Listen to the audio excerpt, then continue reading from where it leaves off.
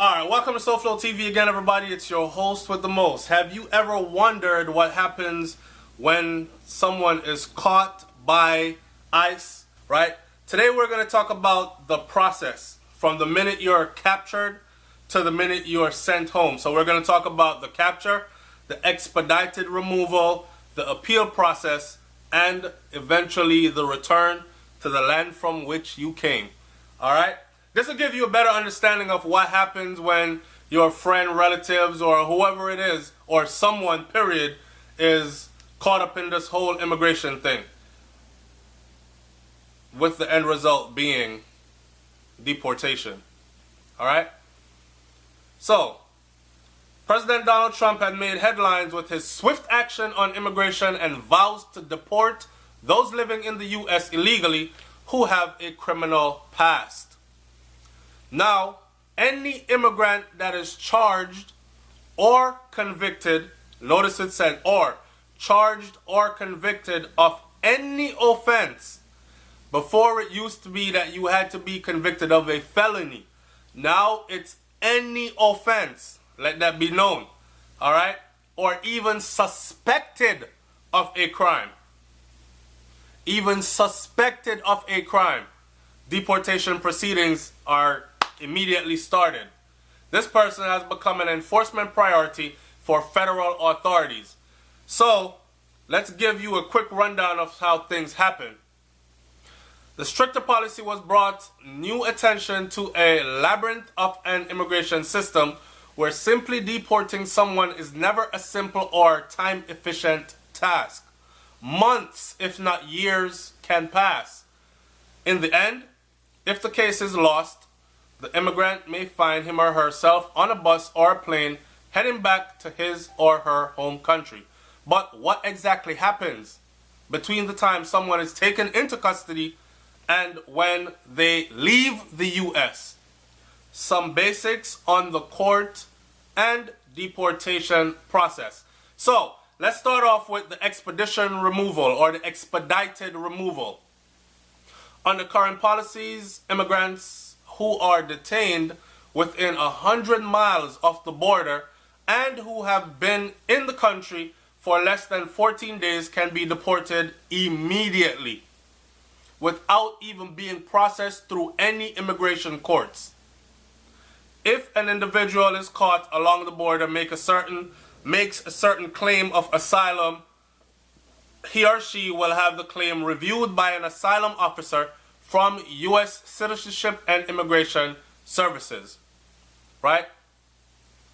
If not approved, that person joins the other immigrants that were caught along the border who are usually immediately returned to their home countries, often within a few days, either by bus or by plane. Homeland Security Secretary John Kelly has suggested expanding the expedited removal rule to immigrants who are in the country illegally who cannot prove that they've been living in the U.S. continuously for at least 2 years. Immediately. So he wants, John Kelly, Homeland Security Secretary wants, if they run upon you right now and they say, how long you been in the United States of America? Well, I've been here 2 years. Okay, we need some proof that you've been here 2 years. I have no proof. He wants you gone within a matter of days, immediately. No due process, just out. Immigration court. The first step in immigration court is a preliminary hearing, during which a judge considers any claims to asylum or other requests to cancel the deportation. This said Stephen Legomsky, a former senior counselor to previous Homeland Security Secretary Jen Johnson. If the case can't be resolved quickly, the judge schedules a full hearing date. Immigration can ask the judge if they can be released on bond while their case is pending.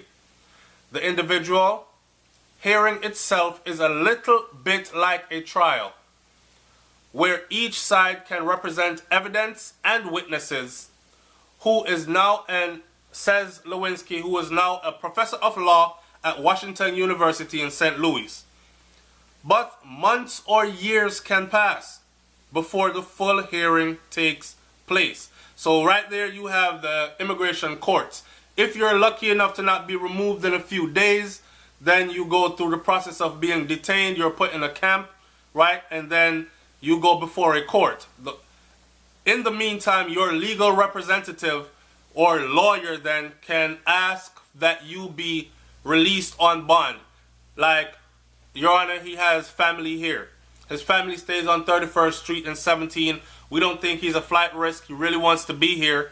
So can we have him released on bond? Okay, he'll be staying with his family and he'll be checking in on a regular basis once a week at this office. All right, it's up to the judge to say, nah, he's probably going to run off into some other state and we're not going to be able to find him. Or, yes, go ahead and have him released. So, while his trial pens. Because immigration court hearings are civil proceeding, immigrants are not guaranteed legal representation. And this is said by Angelique Montano, an immigration attorney at the Quan Law Group in Houston. So, you're an illegal immigrant, you're not guaranteed legal representation.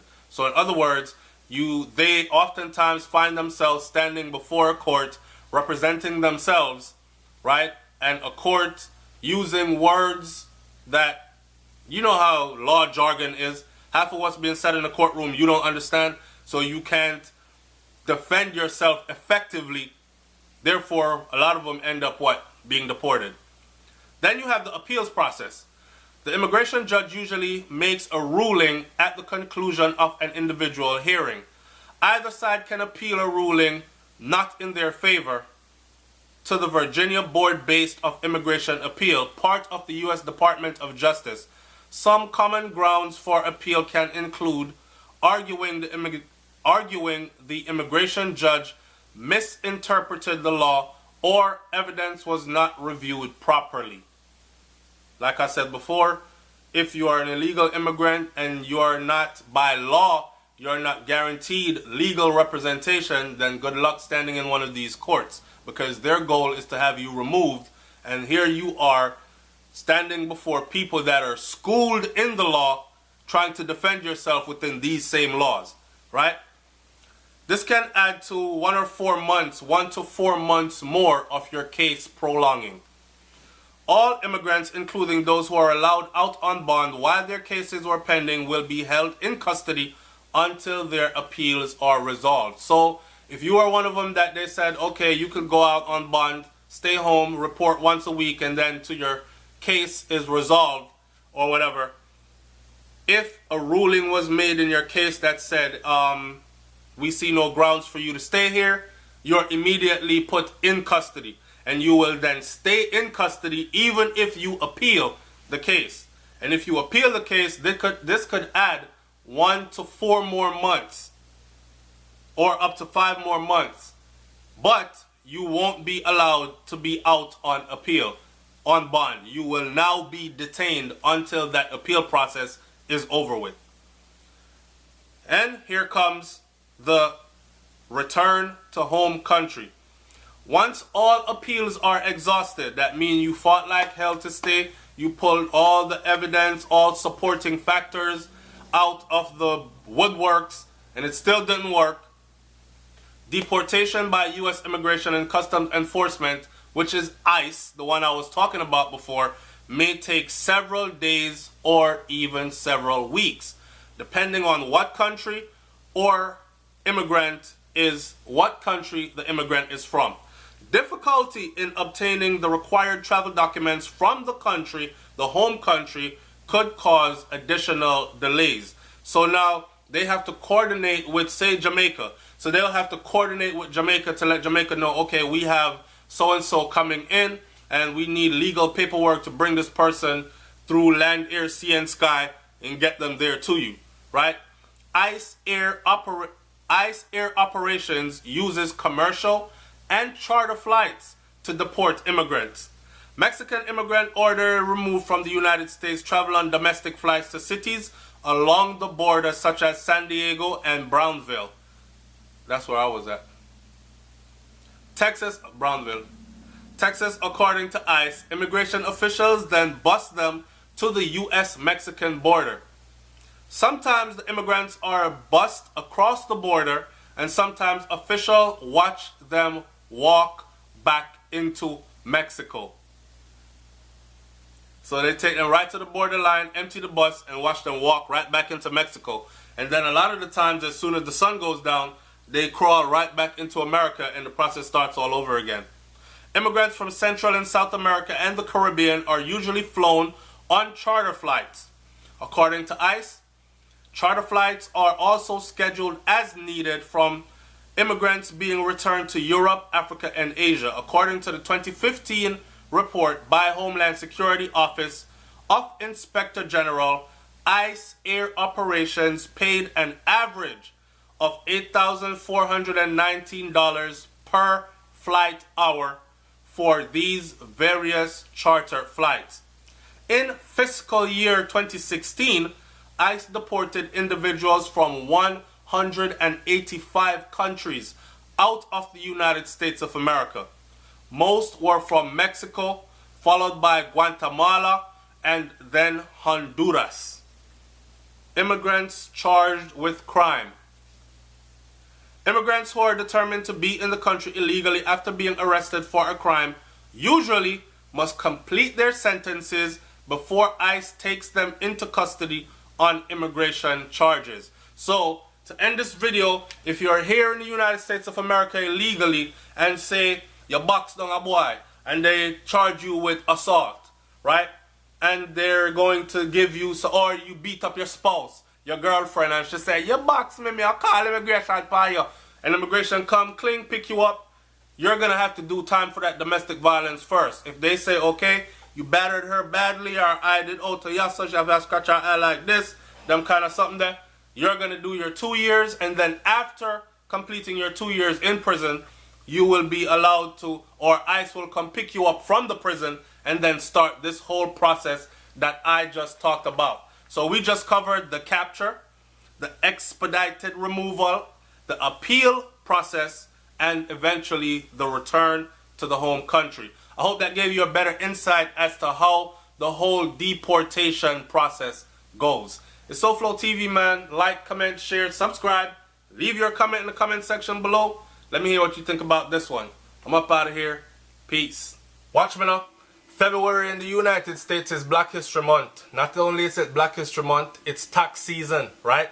So in keeping to tradition and supporting our own and keeping money in our community and doing business with people that have our best interests at heart because they're just like us, I am going to send you to some people, some professionals that can handle your tax issues in the right and proper way. We're talking about WBJ taxes. So if you own stocks and bonds, mutual funds, or rental properties, if you own a home, make donations, or have medical expenses, if you have a simple return and would like some step-by-step guidance, listen, there are IRS certified.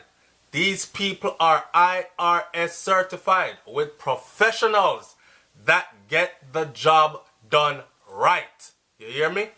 If you need documents notarized, they specialize in property and personal income tax, and they can expedite your returns through e-file. They are located at 137 Evergreen Place, East Orange, New Jersey. There are some hard-working people like me and you. They are open 6 days a week, Monday to Friday, 9 a.m. to 9 p.m.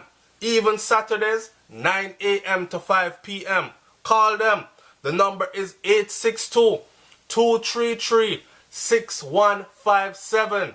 The number is 862-233-6157. Go see them before the IRS come see you and tell them SouFLoTV sent you. Alright.